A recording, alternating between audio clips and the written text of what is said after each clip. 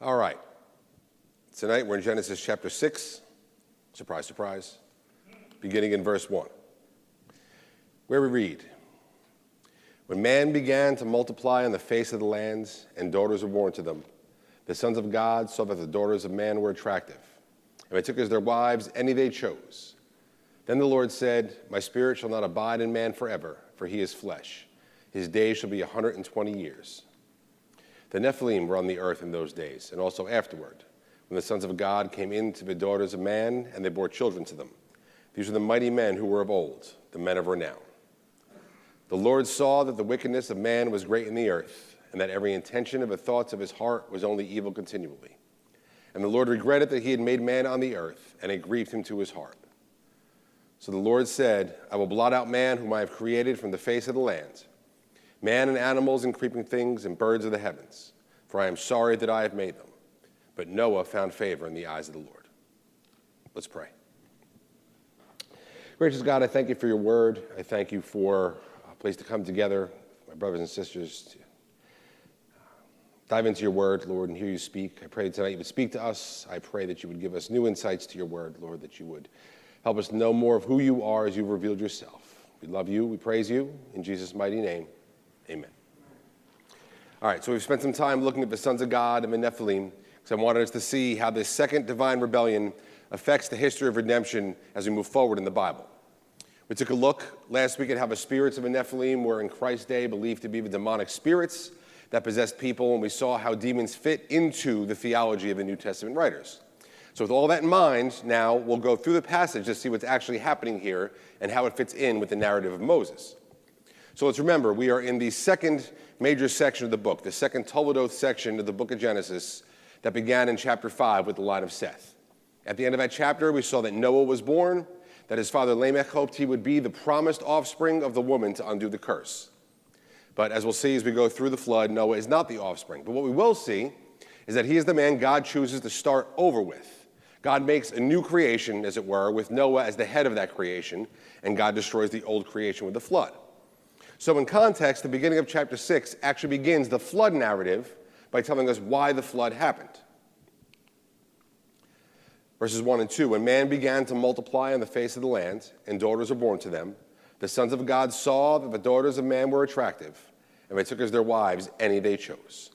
Now, we've covered this at length. This is the rebellion of heavenly beings procreating with human women. But notice the language here. It starts out, "When man began to multiply on the face of the land." This is pulling language from the creation mandate, where Adam and Eve and all mankind were told to be fruitful and multiply and fill the earth and subdue it. Here we see man began to multiply and daughters were born to them. That's a good thing, right? That is necessary for the creation mandate to be carried out. And we've seen with the genealogy of Cain and Seth that with very few exceptions, these genealogies focus on one son from each generation. However, when we started chapter 5 and saw the line of Seth, we were always told, after focusing on that one son, that other sons and daughters were born to the father. Here, we see the result of these many generations of sons and daughters. We're told man is multiplying on the face of the land, indicating that this multiplication is fulfilling its purpose and many children are being born. And among them, we're told, again, are daughters, who are obviously necessary for the mandate to continue. But what might appear at first glance to be a good thing, we're going to see is actually corrupted. It's corrupted by the sin of the Watchers who fell with this rebellion, but I think we also see a failure on man's part here. If you remember, I spoke early on about why I believed Eden, the garden, was on Mount Hermon. And if I'm correct about that, then what we find here is that while man was being fruitful and multiplying, they actually hadn't gotten very far in the fill the earth and subdue it part of the mandate. Many of the pagan myths about heavenly beings descending to earth have them descending from a specific mountain, and it's Mount Hermon. Even in Jewish tradition, the watchers that fell descended Mount Hermon. Interestingly, the manuscript of the Septuagint of the book of Enoch in chapter 6, which we've looked at about this rebellion, is actually missing a verse. Let's go back there again. We read all about the agreement of the watchers to rebel, and we read this. Enoch chapter 6, verses 4 through 8. "Therefore they all answered him," this is the angels, "let us all swear by an oath and devote one another to mutual destruction, not to turn back from this decision until we complete it and to do this deed." Then they all made a vow together and put each other under a curse in regard to this. These are the names of their rulers: Semyaza, this is the ruler of all the angels. Arathak, Kimbra, Samini, names are irrelevant. I want you to take note of this devoting to mutual destruction that they talk about here, and hold on to that for a minute, because I want to point out that while this is verses 4 through 8, the Septuagint is actually missing verse 6. Verse 6 was missing until the Dead Sea Scrolls were found, and then we got the missing verse, where we read, "And they were, all of them, 200, who descended in the days of Jared unto the peak of Mount Hermon. And they called the mountain Hermon because they swore and bound one another with a curse on it." So, Second Temple Jews believe that the Watchers descended Mount Hermon and to commit this sin in Genesis 6. But in addition, tradition held that the Watchers were sent into Tartarus right at the base of Mount Hermon, right where they came from heaven to earth. And this is why we see Mount Hermon play such a role in the history of redemption. Like when Israel's preparing to take the land, and they first fight against Og, king of Bashan, before they go into the land. We saw he was descendant of the Anakim, meaning he was a Nephilim. And Mount Hermon is in Bashan. I don't know if you can see from there, this is a map of Bashan. This little mountain range right here, the first mountain, is actually Mount Hermon. Down here you have the Sea of Galilee, Israel's over here. Keep that in mind for a minute. That God has Israel destroy Og and his kingdom is not an accident. When Israel gets into the land, they're told by God to devote to destruction certain peoples in the land. In Hebrew, the command that's translated devote to destruction in our Bibles is always the Hebrew word cherem. And it means to devote something. It can mean to devote something to God, to devote it to destruction or extermination, or to devote it from a complete ban from inclusion in something. And when God declares the cherem against the people in the Promised Land, it's all three of these. Right? These people are to be eliminated as a sacrifice dedicated to God. And the foremost lexicon of the Old Testament describes that the ban here is a ban to exclude them from redemption. So, I want us to realize that when God has the people of Israel devote people to destruction in the Old Testament, this isn't, as some people would call it, genocide. It really has nothing to do with nationality or race among humans. What it has to do with is God's sovereign decree that these people, the Nephilim, be removed from among God's people because they are excluded from his spiritual redemption. But there's more, because the word cherem actually has the same root as the noun Hermon. And this explains why the mountain was named Hermon according to the book of Enoch, like we just saw. It's because that is where the fallen heavenly beings agreed to their own destruction. So the cherem that God commands to Israel is specifically for the Nephilim to be wiped out from among Israel. And when we read the summary of all the enemies that were removed from the land in the book of Joshua, we see the focus of the people destroyed, for the most part, is the Nephilim. Joshua 11.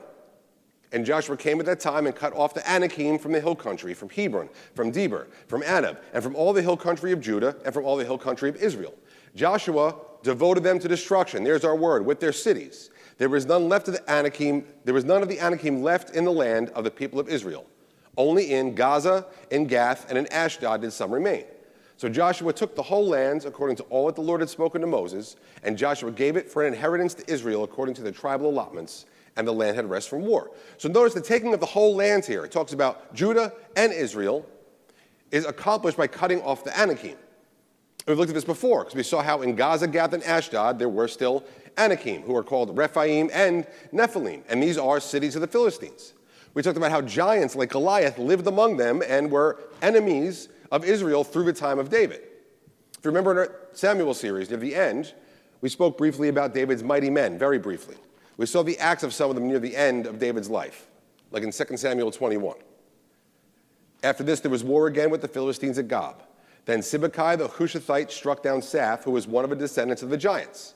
And there was again war with the Philistines at Gob. And Elhanan, the son of Jair Origem, the Bethlehemite, struck down Goliath the Gittite, the shaft of whose spear was like a weaver's beam. And there was again war at Gath, where there was a man of great stature who had 6 fingers on each hand and 6 toes on each foot, 24 in number. And he also was descended from the giants. And when he taunted Israel, Jonathan, the son of Shimei, David's brother, struck him down. These 4 were descended from the giants in Gath, and they fell by the hand of David and by the hand of his servants. So here we have some of those listed among David's mighty men fighting giants, the remnant of the Anakim who lived in the cities of the Philistines. But why were these men called mighty men? Well, in Hebrew, the word is gibborim. It's the plural form of what's an adjective that just means mighty. These are the mighty ones. And what do we read of these mighty ones or mighty men? For the most part, we read they killed giants. Or at times read how some of them kill hundreds of Philistines at a time. Or sometimes we get an account like this strange one of one of the mighty men. And Benaiah, the son of Jehoiada, was a valiant man of Kabzeel, a doer of great deeds. He struck down 2 Ariels of Moab. He also went down and struck down a lion in a pit on the day when snow had fallen. What are Ariels? Well, the word's only used here and in the parallel account in 1 Chronicles. And most people just don't know what it means. Now, I don't know that we're sure, but in some ancient Near Eastern cultures, they were believed to be heavenly, part man, part lion beings. That might explain the mention of the lion in this account. And we actually see that when Solomon builds the temple, which is meant to be a picture of heaven because it represents the dwelling place of God, he decorates with images like those described here on the stands of bronze. We read in 1 Kings 7, there were 4 supports at the 4 corners of each stand. The supports were of one piece with the stands. And on the top of the stand, there was a round band half a cubit high. And on the top of the stand, its stays and its panels were of one piece with it. And on the surface of its stays and on its panels, he carved cherubim, lions, and palm trees, according to the space of each, which wreaths all around. After this manner, he made the 10 stands. All of them were cast alike, of the same measure and the same form.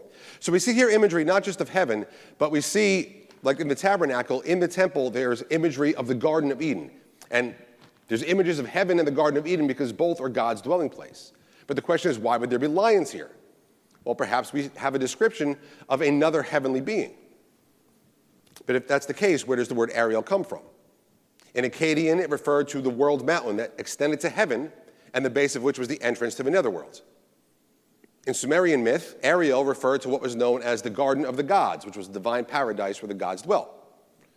And as for the part man, part lion myths, keep in mind that in Israel, people would be referred to as lions metaphorically to mean they were great warriors.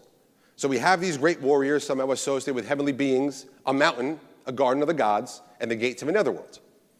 Remembering that there's always some truth behind the myths of many ancient cultures, I would say this refers to the Nephilim who descended Mount Hermon, which was the mountain of God where the Garden of Eden was, and at the base of which the fallen watchers were thrown into Tartarus. But the question is, why does any of this matter? Well, because these lions, these great warriors, they were not just called Nephilim, they're described a different way. Again, Genesis 6:4, when Nephilim were on the earth in those days and also afterward, when the sons of God came into the daughters of men and they bore children to them. These were the mighty men who were of old, the men of renown. And the word for mighty men here is our word Gibborim, the same word used to describe those 30 men that fought for David. So when we read of David's mighty men, and we read of their deeds killing all these giants and all these Ariels, we should understand they're called mighty men because their primary role, if we follow the story, was to continue the harem of the Nephilim. Their role was fighting spiritual warfare against the offspring of the powers of darkness.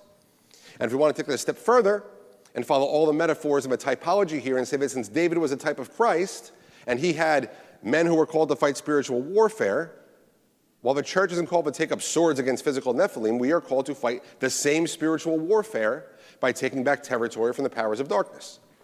And why would physical territory have anything to do with this?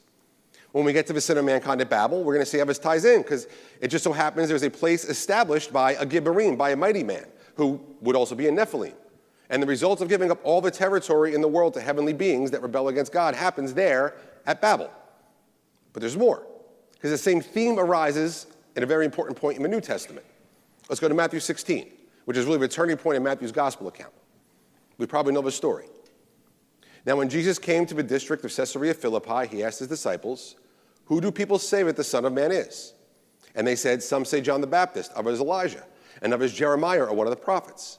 He said to them, "But who do you say that I am?" Simon Peter replied, "You are the Christ, the Son of the living God."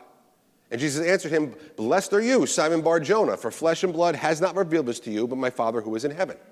And I tell you, you are Peter, and on this rock I will build my church, and the gates of hell shall not prevail against it. I will give you the keys of the kingdom of heaven, and whatever you bind on earth shall be bound in heaven, whatever you loose on earth shall be loosed in heaven." We probably all know this passage. But note that it starts in Caesarea Philippi. Where was Caesarea Philippi? Notice the map. Caesarea Philippi is right here, at the base of Mount Hermon. It is in the area what was formerly known as Bashan. And when Peter confesses Jesus is the Christ, Jesus promises to build his church and says the gates of hell will not prevail against this church. Have you ever thought about what that means? Because we're not trying to get into hell. Why would we assail the gates of hell? And some say Jesus means, oh, well, hell in a more general sense is in the place of the dead, and the church is to open the gates for those who have died in faith to get to heaven. But that metaphor doesn't hold because Jesus did that, and since his finished work, to be absent from the body is to be present with the Lord. So what's he talking about? Well, if this happens in Bashan near the foot of Mount Hermon, then Jesus may be referring to the literal gates of hell, the place where the fallen watchers were sent into the underworld. Then assailing the gates of hell would talk about fighting the powers of darkness, fighting against the results of this divine rebellion. And that would give an entirely different understanding to what it means for the church to hold the keys and to bind and loose on earth. What's the next thing that happens right after this? Matthew 17. And after 6 days, Jesus took with him Peter and James and John and his brother and lifted them up on a high mountain by themselves. And he was transfigured before them, and his face shone like the sun, and his clothes became white as light. And behold, there appeared to them Moses and Elijah talking with him. And Peter said to Jesus, Lord, it is good that we are here. If you wish, I will make 3 tents here, one for you and one for Moses and one for Elijah.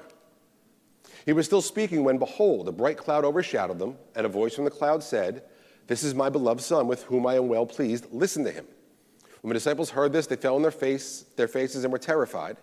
But Jesus came and touched them, saying, Rise and have no fear. So note, Peter makes his confession in Caesarea Philippi. Jesus then brings them up on a high mountain.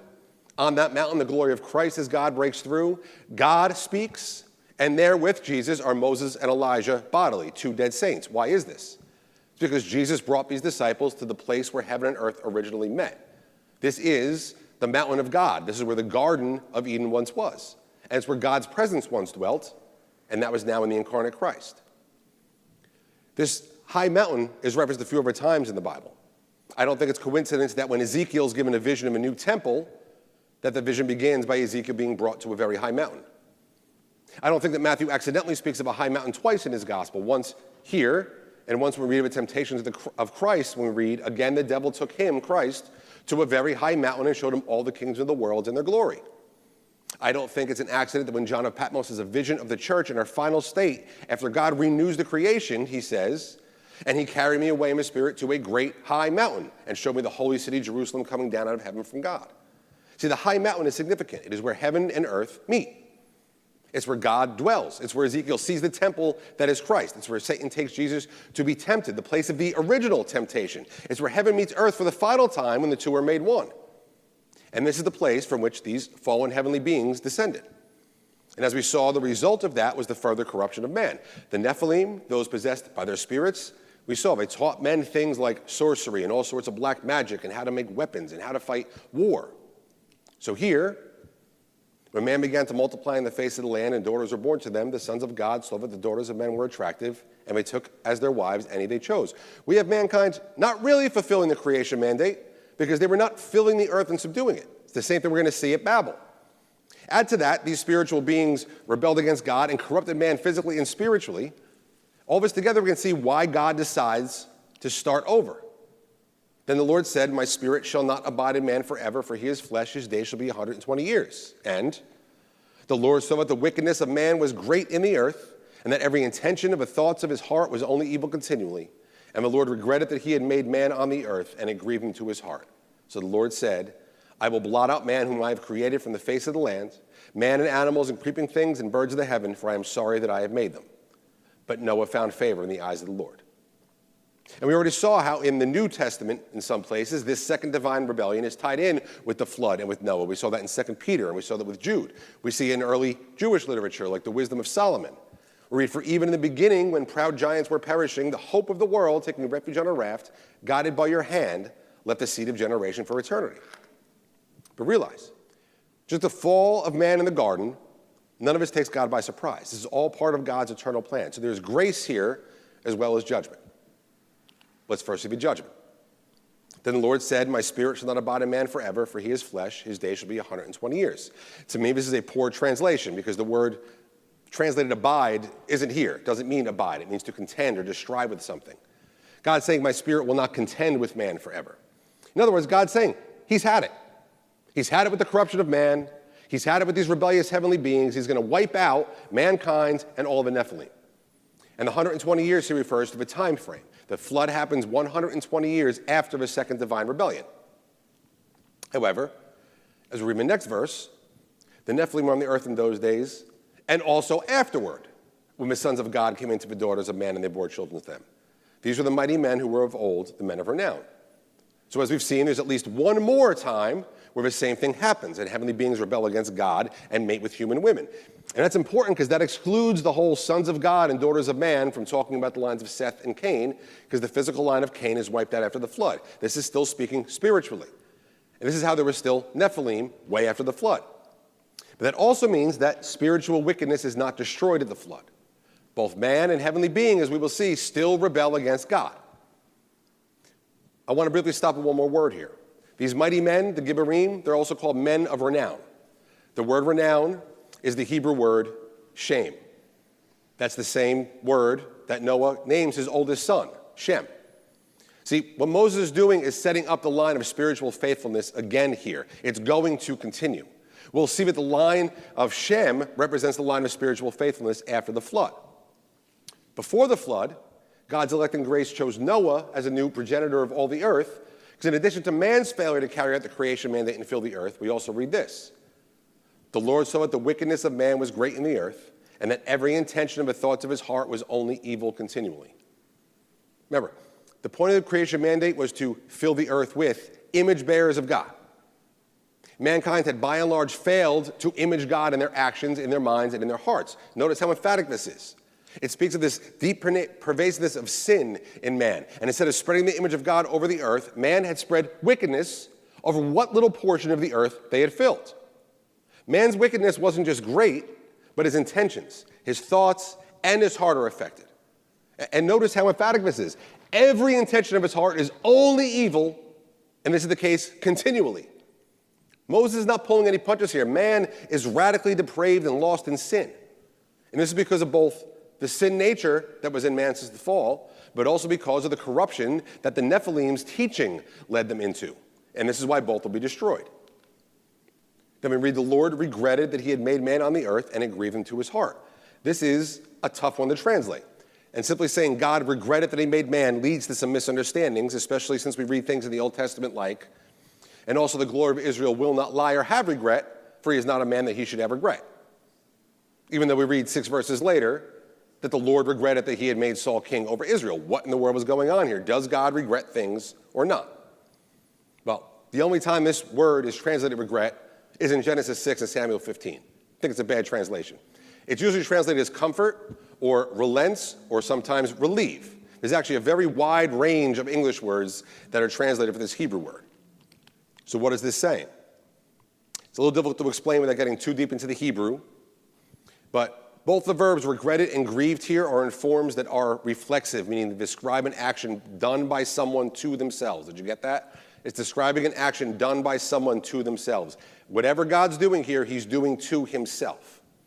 And what he's doing here is he's decided to relieve himself of his enemies.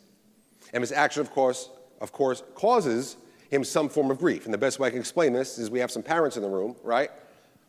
Think of this as akin to what happened whenever you had to punish your children for something they did wrong. It was never a joyous occasion, right? And the punishment itself was difficult because you were doing a perceived hurt to your child. I hated punishing my kids. But let's also remember that God reveals himself in ways we can understand, and his actions and his being are often explained as if he were like us so that we can understand. This is one of those times. This is one of those explanations that explain God to us as if he were like us. But as I said, remember, this is also all part of God's eternal plan. So we can't understand any of this to mean God made a mistake, just realized it, and is now correcting it, right? We can't say that about this. We can't say that about the sins committed in the garden or the sin of the watchers. None of this is a surprise to God. And his purpose for everything we read in Genesis will be explored as we go, but realize we don't always know why God does what he does.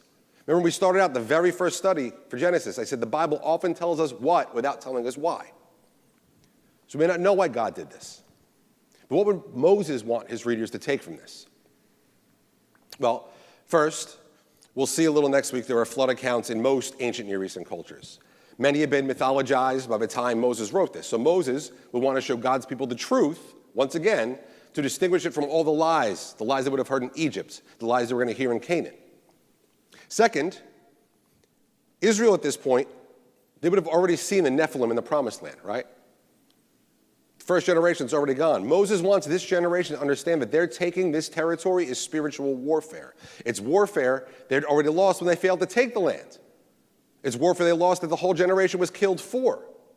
And Moses wants Israel to understand it would be spiritual warfare in order to keep the land. And that is precisely where Israel fails, just like Adam did, just like Cain did, just like all of mankind except for Noah and his sons did.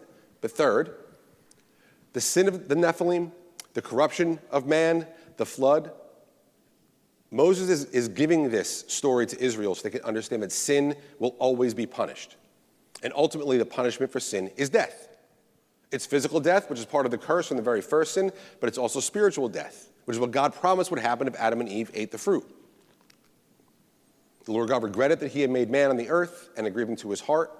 So the Lord said, I will blot out man whom I have created from the face of the land, man and animals and creeping things and birds of the heavens, for I am sorry that I have made them.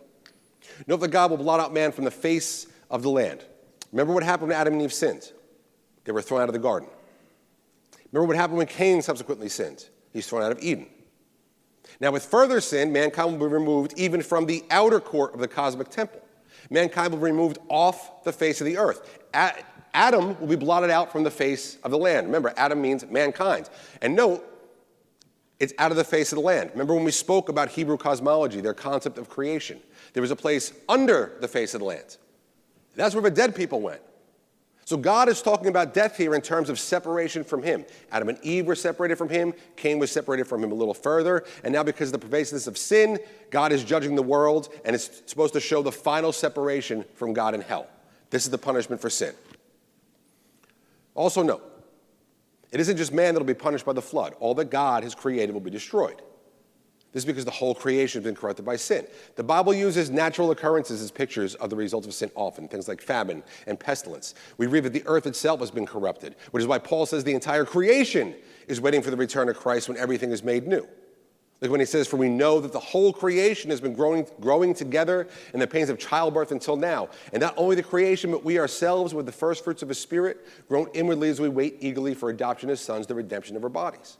And when Christ returns, this creation will be undone, and a new, permanent, perfect, holy creation will be made. We'll read in Revelation 21, then I saw a new heaven and a new earth, for the first heaven and the first earth had passed away, and the sea was no more. And note that the water, a prominent theme in creation and a prominent theme in judgment in the Bible, is no more at the final creation. And this whole episode of the flood, where sinful mankind and the sinful Nephilim are judged, is meant to be a picture of that final judgment. And as we'll see, God's start with Noah is meant to be a picture of the new creation. We'll get there.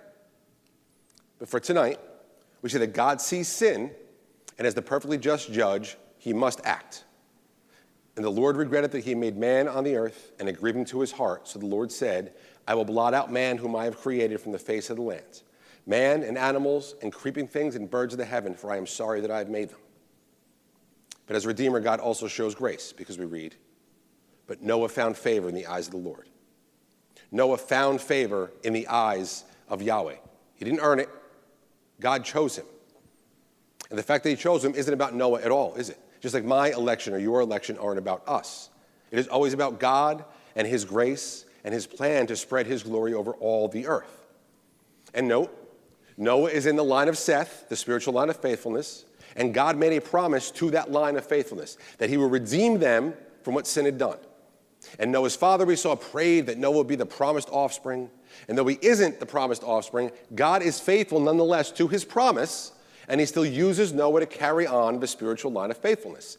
This is the same thing that he did with Israel. This was Israel's job as they inherited the promised land. They were to carry on that promise, which they do by bringing forth the promised seed of the woman.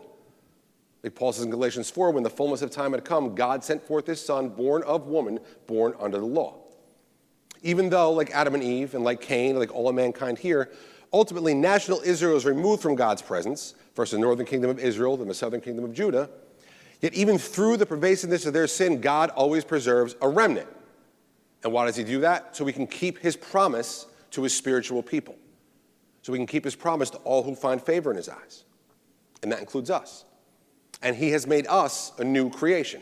Like we'll see, he makes Noah and his family a new creation. And like he preserved them through the flood, God preserved Israel until the new creation was begun with Christ's resurrection. And it will preserve us through all the sin and the trials and the schemes of the powers of darkness until the culmination of the final new creation.